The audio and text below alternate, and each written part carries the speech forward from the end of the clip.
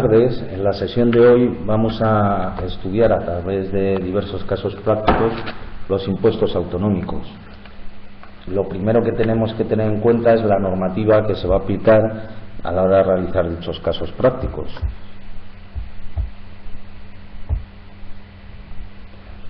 Tenemos la Ley 29/1987 de 18 de diciembre del impuesto sobre sucesiones y donaciones, el Real Decreto Legislativo 1/1993 de 24 de septiembre por el que se aprueba el texto refundido a la Ley del Impuesto sobre Transmisiones Patrimoniales y Actos Jurídicos Documentados, la Ley 19/1991 6 de junio del Impuesto sobre el Patrimonio,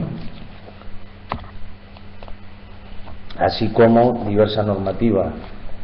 Podemos citar la Ley 22/2009, 18 de diciembre, por el que se regula el sistema de financiación de las comunidades autónomas en régimen común y ciudades con estatuto de autonomía y se modifican determinadas normas tributarias, así como la Ley General Tributaria. Además de la normativa, lógicamente, a la hora de aplicar dicha normativa, es muy importante consultar la jurisprudencia, consultar la doctrina administrativa, las consultas dictadas por la Dirección General de Tributos, así como las resoluciones de los tribunales económicos administrativos regionales y central. Pero en todo caso, como se les ha facilitado el material con carácter previo, si les parece bien, vamos resolviendo estos casos prácticos. El primero trata del impuesto sobre sucesiones y donaciones. Se trataría de realizar el cálculo del usufructo de la mejora, el tercio de la legítima y la libre disposición. En el enunciado lo que se desarrolla es una situación ficticia, pero que tiene visos de ser real, es decir, en el ejercicio profesional, si alguno de ustedes ya está asesorando a empresas o a personas físicas, a empresarios individuales, se puede encontrar con una situación como esta con total normalidad. Decíamos que un señor, don Ángel, que ha fallecido en el municipio de Conil de la Frontera, deja una viuda, doña María Consuegra, y dos hijos, Fernando y Fernanda. El finado, el difunto, habitaba con su esposa e hijos en un piso de alquiler, aunque era titular en régimen de gananciales de una finca rústica a la que se estima un valor real de 2 millones de euros. En concepto de herencia de sus padres, había recibido además años atrás una colección de bastones tallados en madera, cualquier otro bien mueble, valorado en 300.000 euros. Deja a doña María, a su viuda, el usufructo de la mejora y a los hijos el tercio de la legítima y la libre disposición.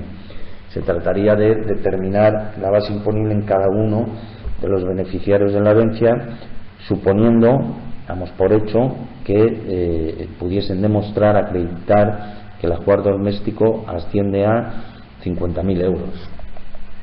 Pueden ir planteando la resolución de este caso práctico y del resto a través de el chat por escrito, y yo lo que les animaría es que participasen, que es de lo que al fin y al cabo se trata, de que participen y resuelvan estos casos prácticos, porque así se acostumbran a manejar la normativa, la jurisprudencia, la doctrina y a sacar adelante estas situaciones que el día de mañana se van a tener que enfrentar a ellas. En primer lugar, ha de efectuarse la disolución de las sociedades gananciales y tendríamos la siguiente situación: el valor de la finca rústica que se lleva a la masa hereditaria, como habíamos dicho, era de 2 millones de euros, dividido entre 2 da 1 millón de euros. Lo que estamos diciendo, recuerden, que lo que se trata es de disolver las sociedades gananciales. Le damos un valor de la colección privativa del fallecido de 300.000 euros.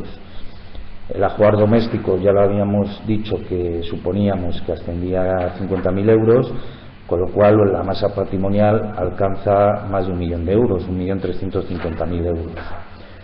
Aquí ya tendríamos que empezar a hacer los cálculos de cada uno de los herederos. Tendríamos, en primer lugar, el porcentaje de valor del usufructo que va a recibir la viuda. que resultaría un 42%.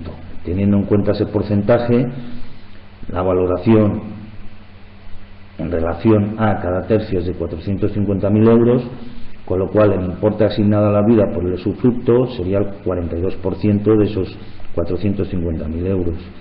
El resto del importe, que corresponde al valor de nuda propiedad, alcanza los 261.000 euros.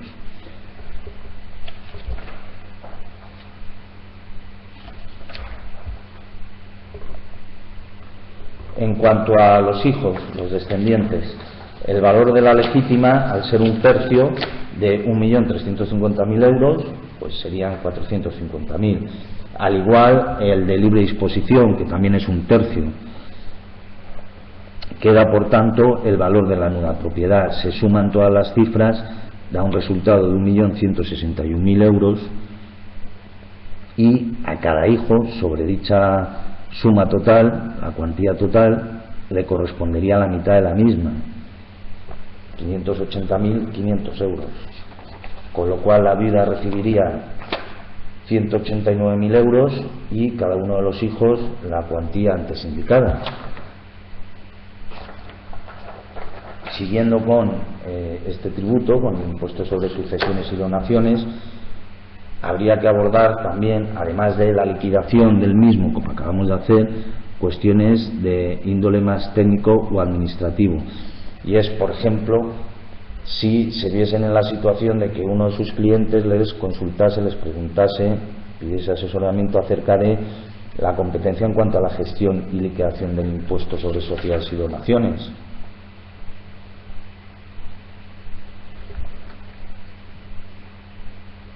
Imagínense que cualquiera de sus clientes les pregunta que ante qué organismo o en qué oficinas tiene que presentar la liquidación de este impuesto. Se trataría básicamente de consultar la normativa en vigor. Ya les hacía alusión al principio de esta videoconferencia que para este caso en concreto, los casos relativos a la ley del impuesto sobre sucesiones y donaciones, se aplica la ley 29/1987, 18 de diciembre. Tendrían que consultar el artículo 34 y en él viene claramente regulado, sin que sea una redacción confusa que dé lugar a interpretación, sino que está bien redactado, viene a decir que la competencia para la gestión y liquidación del impuesto corresponderá a las delegaciones y administraciones de Hacienda, o en su caso a las oficinas con análogas funciones de las comunidades autónomas que tengan cedida la gestión del tributo. De igual manera, en dichas comunidades autónomas, cuando en las mismas se haya cedido la gestión del tributo, ellas pueden regular los aspectos sobre gestión y liquidación de este impuesto. Ahora bien, se reserva en una cláusula residual el Estado el derecho para establecer como obligatorio el régimen de autoliquidación del impuesto en virtud de la normativa que les cité en su momento.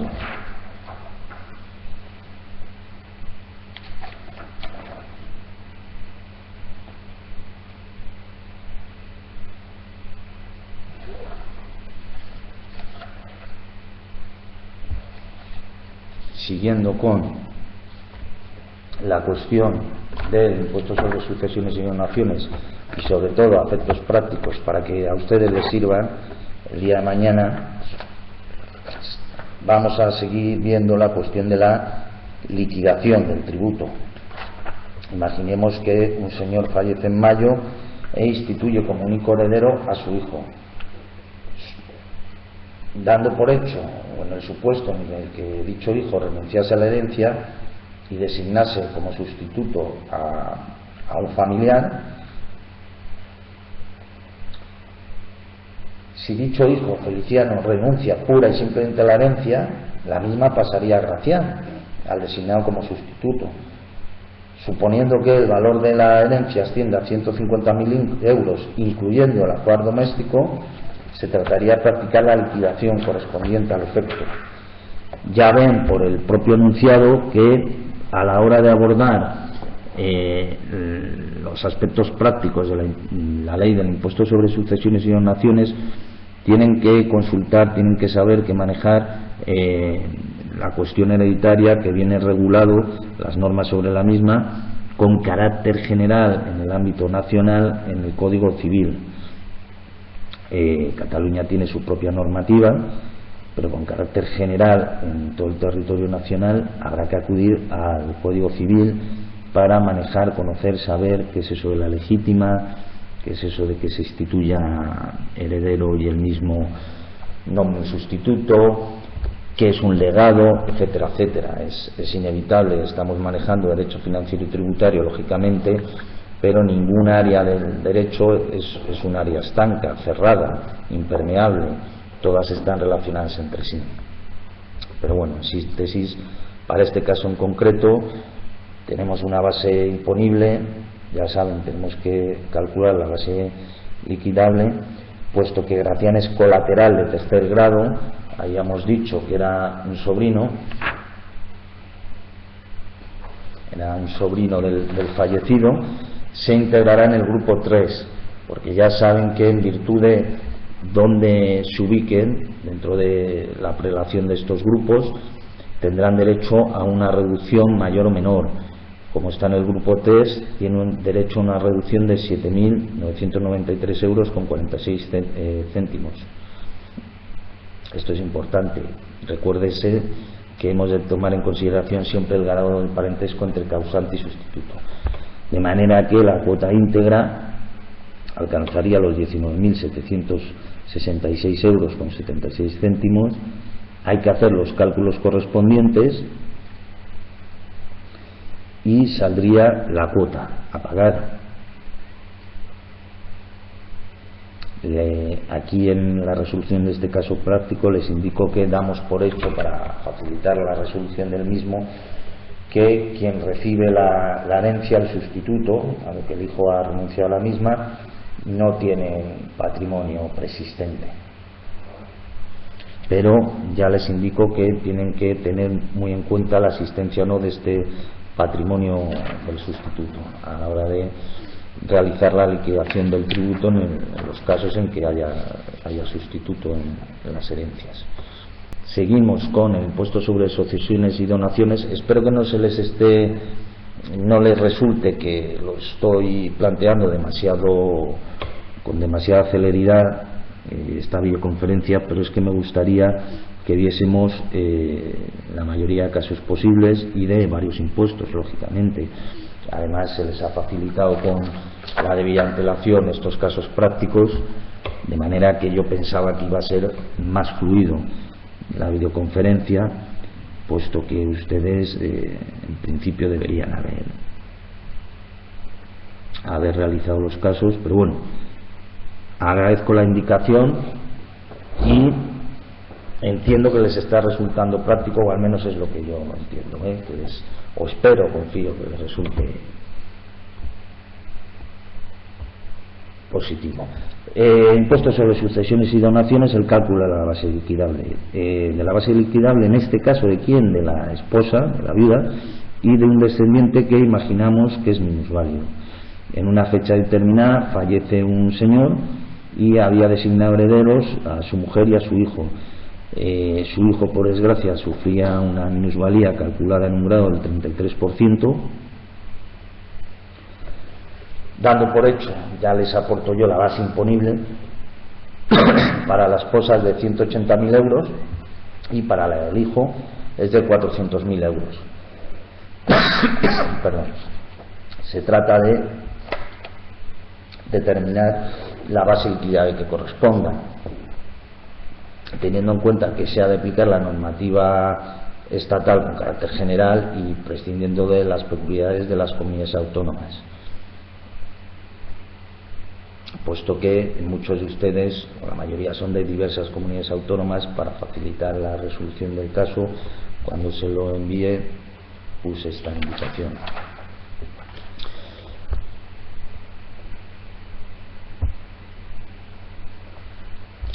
La viuda, la esposa, habíamos llamado Jacinta, se encuadra en el grupo 2. Ya saben que en virtud de donde se ubique el descendiente, quien recibe la herencia, se le aplica una reducción u otra. En este caso asciende a 15.956,87 euros, de manera que su base liquidable serán los 164.000,43 euros y 13 céntimos, ya que habíamos dicho que la base imponible era de 180.000 euros. Sobre la misma se aplica la reducción, y la cuantía exacta de la reducción que vamos a aplicar depende de si se encuadra en el grupo 1, 2 o 3 de descendientes. Se trata de un cálculo numérico muy sencillo. En realidad lo que tienen que hacer a la hora de realizar estos casos prácticos es consultar la normativa. En muchas ocasiones, al consultar la normativa, en estos casos sencillos no da mayor problema. Igual pasa con el hijo, ¿no? El hijo es descendiente menor de 21 años y por tanto se ubicaría en el grupo 1.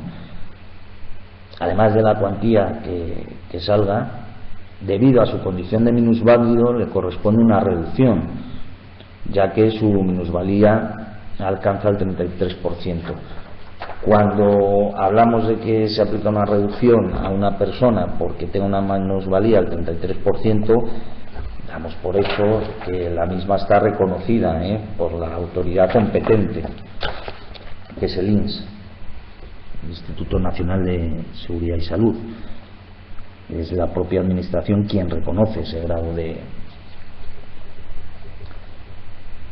La sucesión entre primos, hemos puesto también un caso práctico aquí.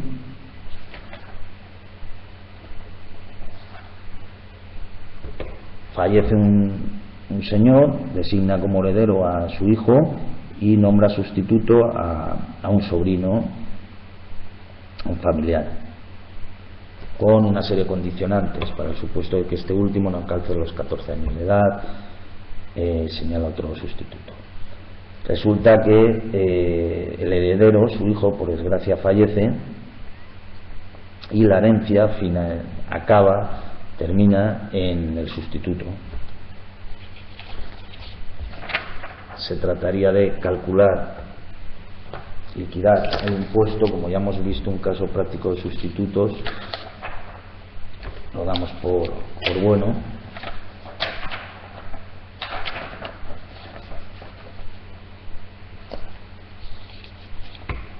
En cuanto a la liquidación de herencia a favor de descendientes menores de 21 años, pues lo dicho hasta ahora, tengan en cuenta la cuestión siempre del grupo de parentesco en el que se va a encuadrar el heredero, porque en virtud de la adscripción a dicho grupo se aplica una reducción u otra.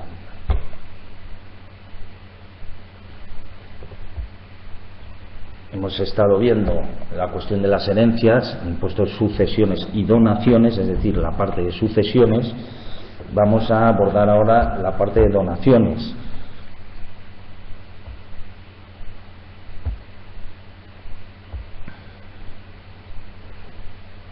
En este supuesto, un matrimonio que está casado en régimen de gananciales tiene un patrimonio muy elevado, imaginemos 16 millones de euros, por lo que deciden donar a una de las hermanas de la esposa, que no tiene tanta suerte en la vida y carece de dinero, pues una vivienda, un bien inmueble, cuyo valor catastral asciende a 356.000 euros, pero cuyo valor real al día de la donación se calcula en 780.000 euros. Ya saben que hay una divergencia entre el valor catastral y el valor real.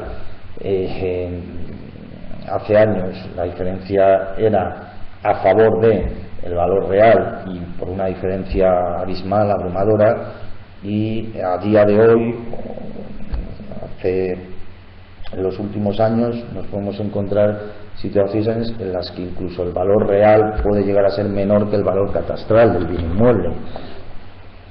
Por eso les señalo aquí que mientras que el valor catastral es una cuantía, 356.000 euros, el valor real es 700.000 o más de 700.000 euros. Se fijarán ustedes que, como siempre, hay que fijarse muy bien en el grupo en el que ubicamos a la persona que va a recibir la herencia o, en este caso, la donación. Y más si tenemos en cuenta, como es en este caso, que quien recibe la donación la recibe por parte de una hermana suya y un cuñado, con lo cual se mezclan grupos, y por eso figura en la resolución del caso el cálculo de la mitad donada por la hermana, que estaría ubicada en el grupo 3, y la mitad donada por el cuñado en el grupo 4. Vamos a seguir ahora con un caso también de donaciones, pero en este caso de usufructo temporal y vitalicio. Imaginamos un supuesto en que un señor viudo, que es muy generoso, dona en usufructo temporal por 45 años un apartamento valorado en 120.000 euros a su hijo Joaquín, al tomar la primera comunión. Y también dona a su suegra el usufructo vitalicio de otro apartamento que tiene el mismo valor. Aquí, como les indicaba antes, tienen que tener en cuenta o saber manejar conceptos como el de la nuda propiedad, como el concepto jurídico del usufructo, si el usufructo puede ser vitalicio o no, etcétera, etcétera. Tengan en cuenta que el hecho de que el usufructo sea vitalicio o no influye a la hora de la aplicación del impuesto correspondiente, que en este caso es el impuesto de donaciones.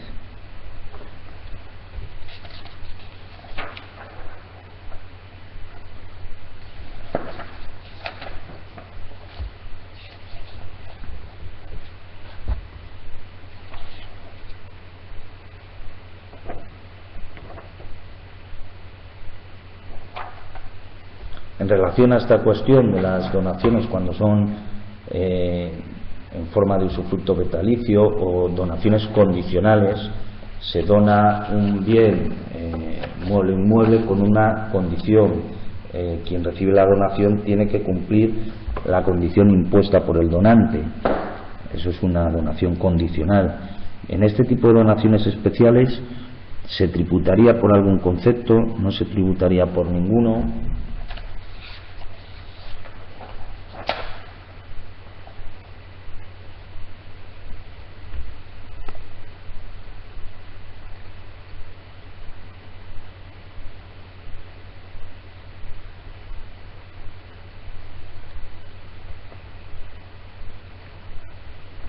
Si consultan el artículo 29 de la Ley 29 de 1987, 18 de diciembre, en impuestos sobre sucesiones y donaciones, hallarán la resolución a esta pregunta.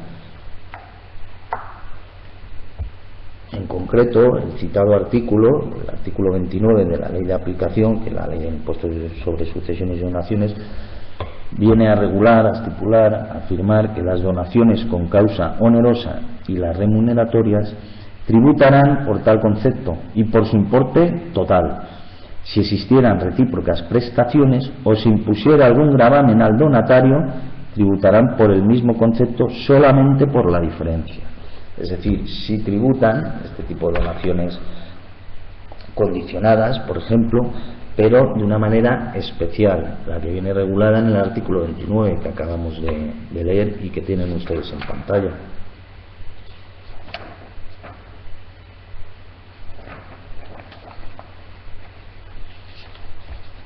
El siguiente caso es importante porque la norma, con carácter expreso, señala la resolución del mismo, y es un caso que se da con frecuencia. Por ejemplo, a mí personalmente en el ejercicio profesional me ha pasado con diversos clientes. La situación de la donación intervivos y la realización de la misma en un periodo temporal corto.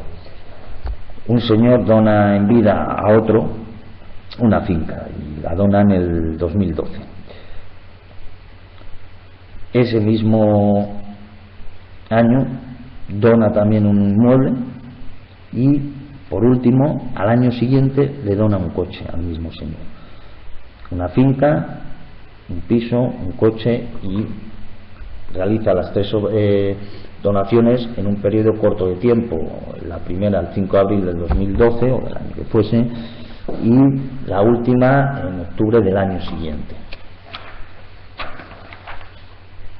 Si ustedes se encuentran en esta situación, o quien ha recibido la donación o quien hace la donación le preguntase, le pidiese asesoramiento en relación al impacto fiscal de esta operación, ustedes lo primero que tendrían que aclararle es si la normativa considera que estamos ante una donación o varias.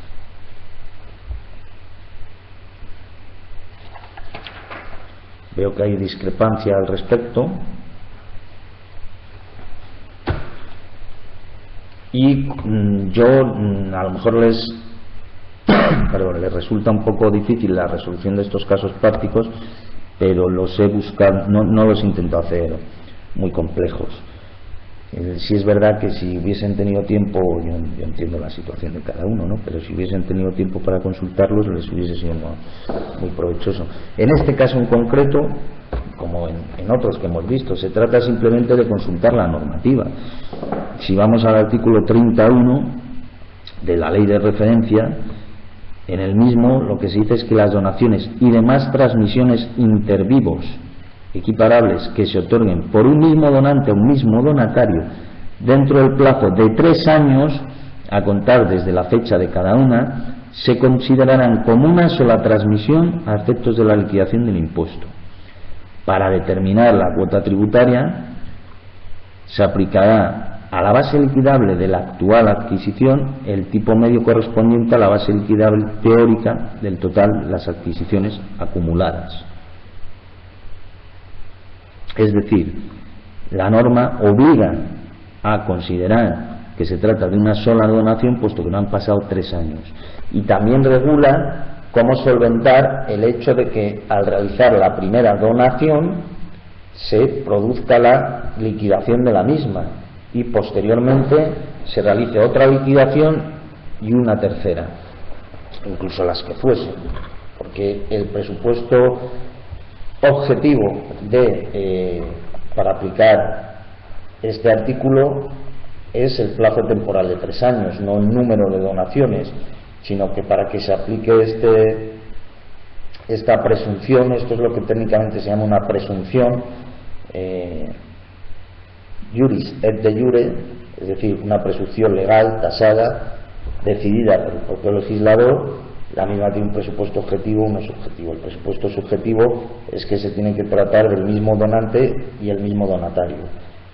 Una persona tiene que realizar varias donaciones a otra persona. Si realiza donaciones a distintas personas, no se incurre en el presupuesto de hecho. Y posteriormente el presupuesto objetivo, que se ciñe a la cuestión del plazo temporal de los 3 años. Y les decía también que el propio artículo regula cómo solventar la cuestión de que se haya hecho ya la liquidación de la primera donación. Pasamos ahora de impuesto y abordamos el estudio mediante casos prácticos del impuesto de transmisiones patrimoniales y actos jurídicos documentados. En concreto, el de actos jurídicos documentados, gravamen de escritura por adquisición de inmueble.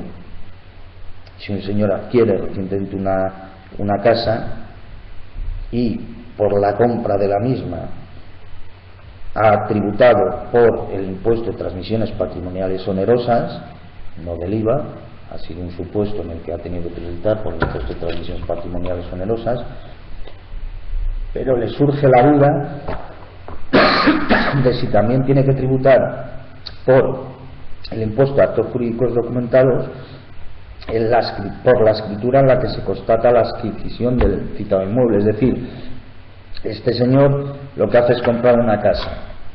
La casa la compra, paga el impuesto de transmisiones patrimoniales onerosas por la compra de dicha casa, realiza el hecho imponible, la compra de la casa, paga el tributo correspondiente, pero cuando va a elevar a público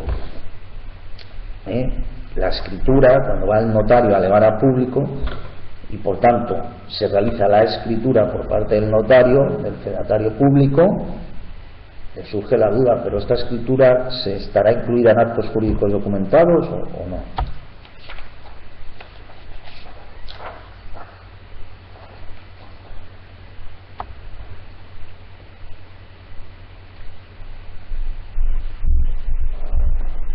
y efectivamente algunos de sus compañeros ya resuelve, o la mayoría de ustedes ya resuelven el caso práctico y efectivamente lo resuelven con muy buen criterio, de manera acertada. Sí, estaría obligado a pagar por ese impuesto.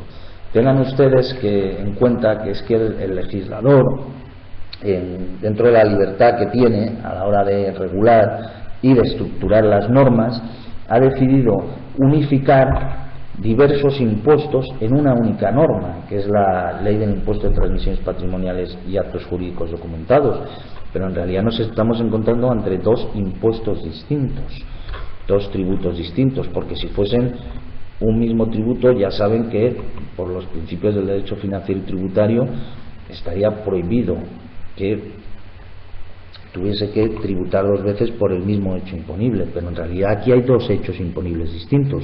Uno es la compra de la casa, la compra del bien inmueble de la vivienda, que pagará impuesto de transmisiones patrimoniales, o en otros supuestos el IVA. La semana que viene, el lunes, tenemos una videoconferencia sobre IVA. Y realiza otro hecho imponible distinto al de la compra de la casa, que es la elevación a público del contrato privado de compraventa, la elevación a público ante el notario, la realización por parte del notario de la escritura de adquisición de dicho bien inmueble. Nadie le obliga a este obligado tributario, a este señor, a pasar, si lo quieren denominar así, por el registro de la propiedad. No hay obligación en España, cuando se realiza una compraventa, de inscribir en el registro de la propiedad dicho bien inmueble. Sí es verdad que si no se inscribe puede uno tener problemas de propiedad en cuanto a porque al fin y al cabo el registro de la propiedad, el registro mercantil, son registros públicos que lo que dan es fe pública registral, y él no va a poder oponer, la persona que no lleve ese contrato, no realice esa inscripción en el registro correspondiente, no va a poder oponer su condición de propietario, de dueño, ante terceros, porque los terceros de buena fe han podido consultar o han tenido la posibilidad el registro de la propiedad, y si no figura ahí el bien inmueble, pues insisto, no nos obliga la normativa española, pero sí que obliga la normativa española a que lo que se inscriba en el registro de la propiedad proceda de un acto que per se tiene ya fe pública, que es la fe pública notarial, es decir, en el registro de la propiedad se inscribe la propiedad de un bien inmueble, y la propiedad de ese bien inmueble se acredita a través de la escritura del documento que redacta el notario, en el que se eleva a público el contrato privado de compraventa.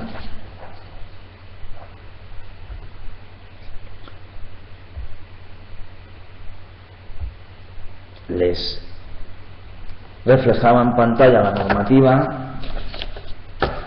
Tiene que tributar por una cuota fija, puesto que el impuesto de actos jurídicos documentados tiene como presupuesto de hecho la documentación de escrituras, actas o testimonios notariales, también actas de sociedades, por ejemplo, sin que el artículo 31.1 del texto refundido exija la concurrencia de requisitos adicionales. Simplemente el presupuesto de hecho es ese, sin más condicionantes. Es decir, se grava exclusivamente, se tributa el soporte documental en que se recoge la actividad notarial. Se trataría, como ya les decía, de un gravamen de cuota fija que, desde una perspectiva práctica, plantea escasos problemas jurídicos. Se trata de una exención estrictamente formal y, en todo caso, compatible con cualquier tributo que recaiga sobre el acto formalizado en el documento notarial. Es decir, se están realizando dos hechos imponibles distintos. Esto se superpone al gravamen sobre el acto u operación reflejada en el documento.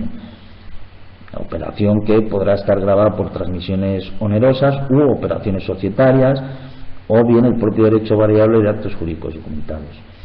Este derecho, cuota fija, que asciende a 0,30 céntimos de euro por pliego o 0,15 céntimos de euro por folio a elección del fedatario, se aplican las matrices y copias de escrituras, actas y testimonios, no estando sujetas las copias simples.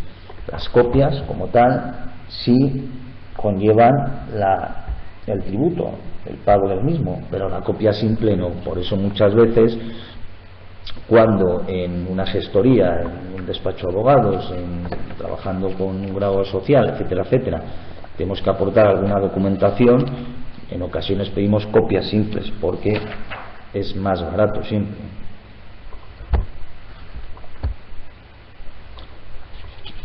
El supuesto de la liquidación de sociedades de gananciales.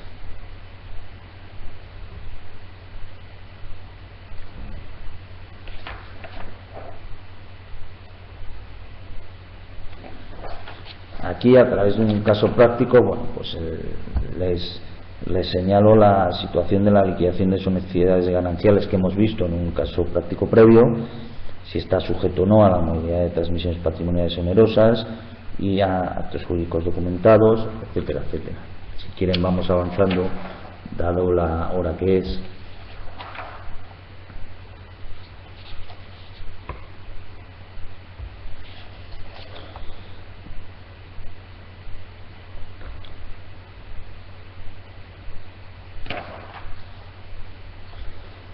Y a continuación tenemos una batería de preguntas relativamente sencillas. Si tienen ustedes a mano el Real Decreto Legislativo 1/1993 de 24 de septiembre, por el que se aprueba el texto refundido de la Ley del Impuesto sobre Transmisiones Patrimoniales y Actos Jurídicos Documentados, se trataría simplemente de señalar quién es el sujeto pasivo. Ustedes pueden imaginarse que en su trabajo, en el ejercicio profesional, una persona o varias les consultan acerca de esta situación y no les queda claro si el sujeto pasivo, al fin y al cabo, quien va a pagar el impuesto en una situación de préstamos, de transmisiones de bienes y derechos, de arrendamientos, de actos y contratos administrativos equiparados a la concesión y de constitución de pensiones, ¿quién es el que lo paga? No les queda claro y le plantean a ustedes la duda. Efectivamente, como señala uno de sus compañeros, se trataría de consultar la citada norma del decreto legislativo, el texto refundido. Si consultamos el artículo 8, nos daremos cuenta que en el primero de los casos, en el caso del préstamo, el sujeto pasivo, es decir, quien va a tener que asumir el coste económico del tributo, es el prestatario. En las transmisiones de bienes y derechos, el que los adquiere, no el que los transmite. En el caso de los arrendamientos, el arrendatario. En el caso de los actos y contratos equiparables a la concesión, actos administrativos y contratos administrativos equiparables a la concesión, el beneficiario de los mismos. Y en la contribución de pensiones, constitución, perdón, de pensiones, el pensionista, que al fin y al cabo es quien recibe ese beneficio. Siguiendo con batería de preguntas, se les plantea cuando están sujetos o no a gravamen una serie de actos. En este caso hablamos de documentos que pudieran estar o no gravados por el impuesto sobre transmisiones patrimoniales y actos jurídicos documentados, es decir, por actos jurídicos documentados.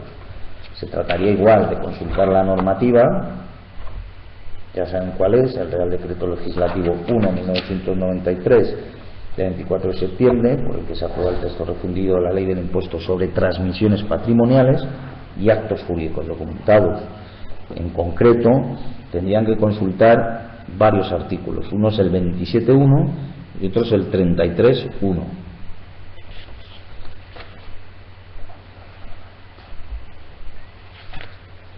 Si consultamos dichos artículos, nos damos cuenta que todos estos documentos, la escritura notarial de compraventa, el contrato administrativo, la escritura notarial de adjudicación de herencia e incluso la letra de cambio, tienen que tributar en actos jurídicos documentados.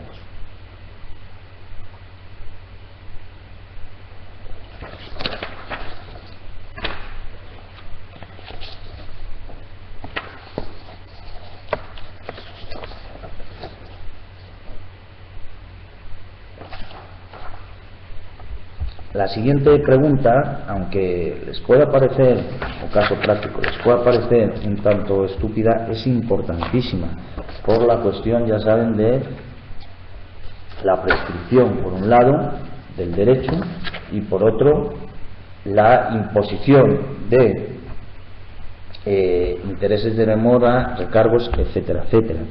Y viene a ser la cuestión del devengo, cuando se devenga el impuesto de transmisiones patrimoniales. Asimismo, también es muy importante a efectos prácticos para la tranquilidad de ustedes, porque tengan en cuenta que si ustedes, a la hora de asesorar a un cliente, a una persona física, a una empresa, a cualquiera que acuda a ustedes, cometen un error profesional, inculcan la lex artis, ese cliente, el perjudicado, les va a poder demandar en sede de responsabilidad civil por los daños que les haya causado. Si acudimos al artículo 49.1 en concreto, viene muy bien explicado y dice que se devengará, dependiendo del supuesto, si estamos hablando de transmisiones patrimoniales, el día en que se realiza el acto o contrato grabado, y en caso de operaciones societarias y actos jurídicos documentados, el día en que se formalice el acto sujeto a gravamen. En el segundo supuesto, actos jurídicos documentados, no hay mayor problema, porque es en el mismo momento en que uno está en notaría. Pero en el previo, en el de transmisiones patrimoniales, tengan ustedes cuidado, porque lo que se dice en dicho artículo 49.1 es que se devengará el impuesto en transmisiones patrimoniales el día en que se realice el acto o contrato grabado, y muchas veces el acto o sobre todo el contrato se fecha en un día y se hace la elevación a público en otra distinta, y a lo mejor puede pasar un plazo temporal elevado de 2-3 semanas. Ténganlo en cuenta para calcular el dies a quo a la hora de saber cuándo tienen que liquidar el tributo correspondiente. Aunque estamos ya muy cerca de finalizar, puesto que son las 9:10, yo, para aquellos que les guste el fútbol, tampoco les quiero entretener en exceso. Tenía aquí planteado 4 o 5 casos prácticos más relativos al impuesto sobre el patrimonio, que es el último que nos faltaba por ver. Si quieren, al menos abordamos el primero de los casos prácticos. Imaginamos que doña Laura, o quien fuese, es propietaria de una joya que valoró en su momento a efectos del impuesto sobre el patrimonio por 1,5 millones de euros. Pero la administración tributaria le ha notificado que el valor comprobado de dicha joya es de 1.800.000 euros. ¿Qué puede hacer el obligado tributario, la señora?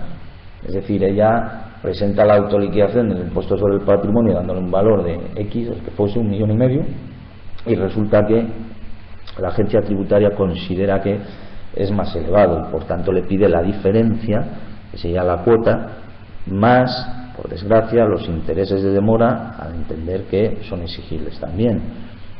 En derecho, ¿qué procede? ¿Qué defensa jurídica, en virtud de la Ley General Tributaria y el desarrollo reglamentario de lo misma, tiene este cliente suyo a la hora de discutir, si es que pudiera, con la administración tributaria la valoración que la misma ha hecho de la citada joya?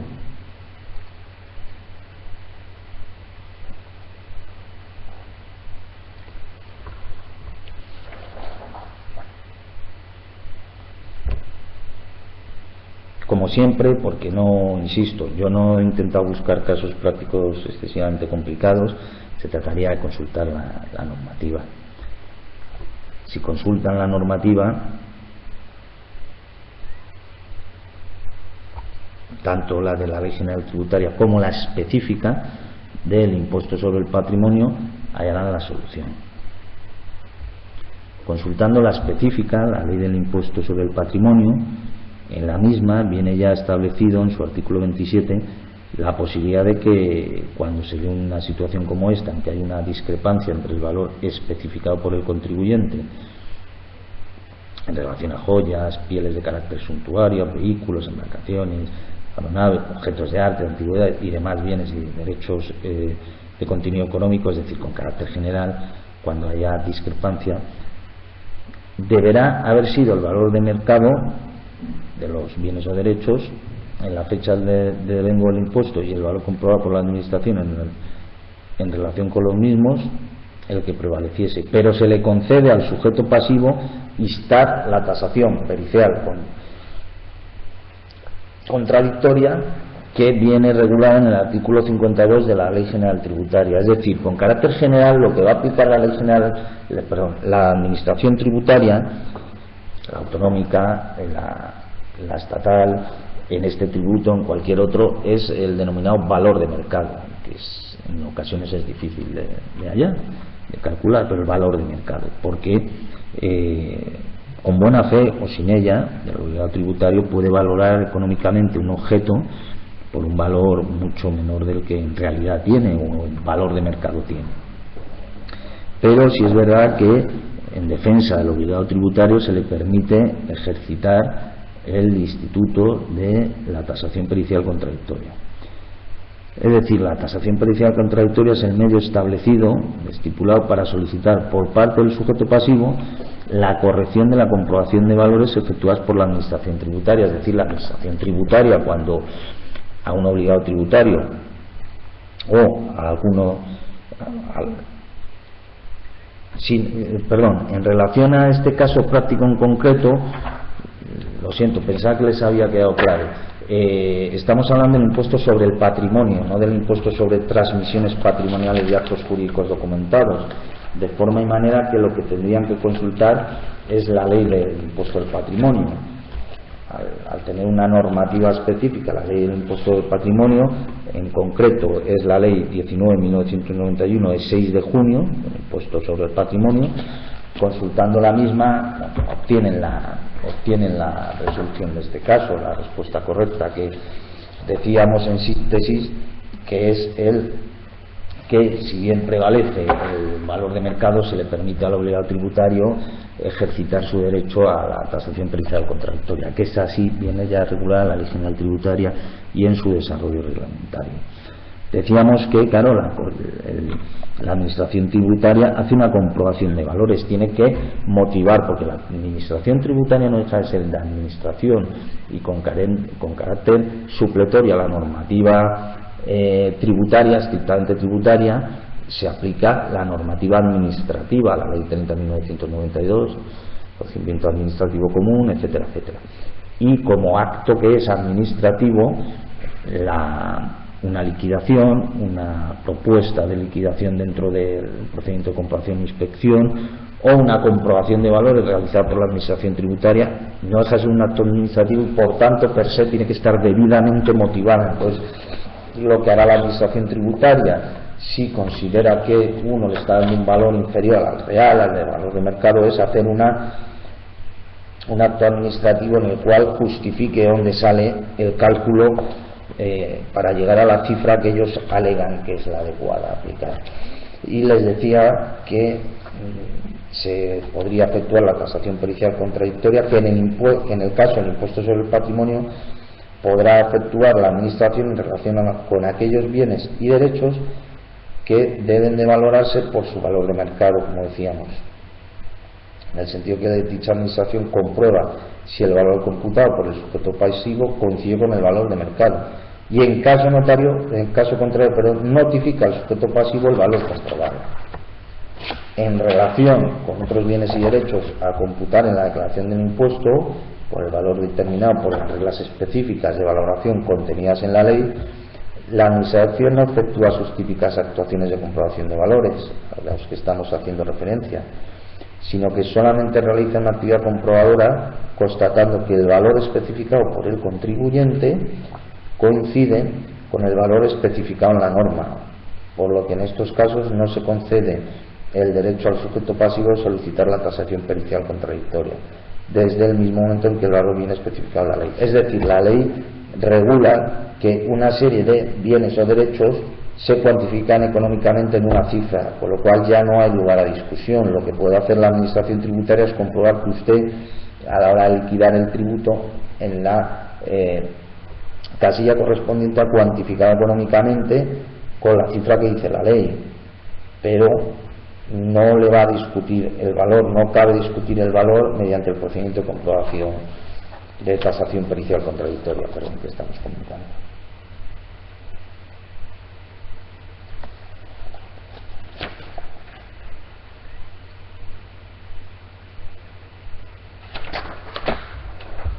De manera que, en relación a los bienes y derechos en los que sí se puede ejercitar este derecho a la tasación pericial contradictoria, la misma se puede ejercitar en el plazo de 15 días contados a partir del día que recibe la notificación de la liquidación efectuada sobre la base de los valores comprobados administrativamente, o bien desde la notificación del acto administrativo de comprobación, si éste se notifica de forma independiente de la liquidación. Dentro de ese plazo se tiene que instar. Una vez que se acuerda de forma expresa mediante acto administrativo la práctica de la tasación pericial contradictoria, la misma la realiza el perito del sujeto pasivo, y la misma va a prevalecer sobre la que hiciera en su momento la administración, siempre que concurran a la vez, de forma adjunta, dos circunstancias: que no exceda en más de un 10% de la del perito del sujeto pasivo, que no sea superior en la cuantía económica elevada. Si no concurre alguna de estas dos circunstancias, se designa un tercer perito, y en ese caso prevalece la opinión del tercer perito. Bueno, en este caso en concreto les había reflejado por escrito la resolución del mismo,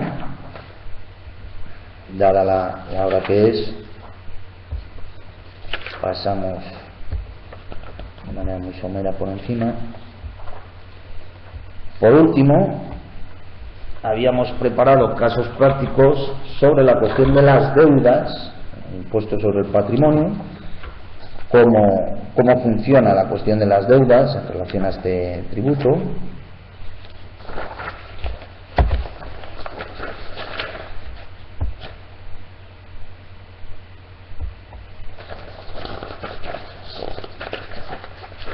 ¿Son deducibles? ¿No son deducibles? ¿Cuáles sí, cuáles no? ¿En qué supuestos? Etcétera, etcétera.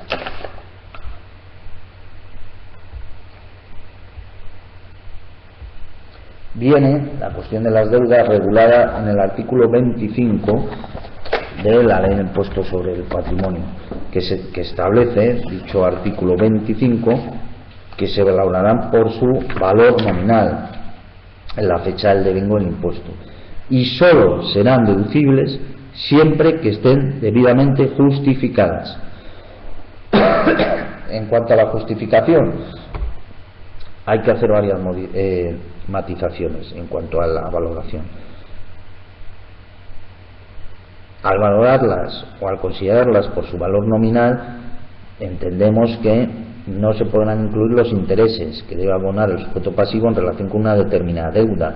Es decir, ya saben ustedes que una deuda se compone de un principal y de unos intereses. La propia deuda tributaria se compone de la cuota, que sería el principal, y los intereses de demora, así como el recargo de apremio o los recargos ejecutivos si estamos ya en periodo ejecutivo, en periodo de apremio. En segundo lugar, el sujeto pasivo tiene que acreditar, justificar debidamente la existencia de la deuda. ¿Cómo lo puede acreditar? Con una factura, un contrato, un documento público o inscrito en un registro público, o entrega a un funcionario público por razón de su oficio o cualquier otro medio de prueba emitida en derecho.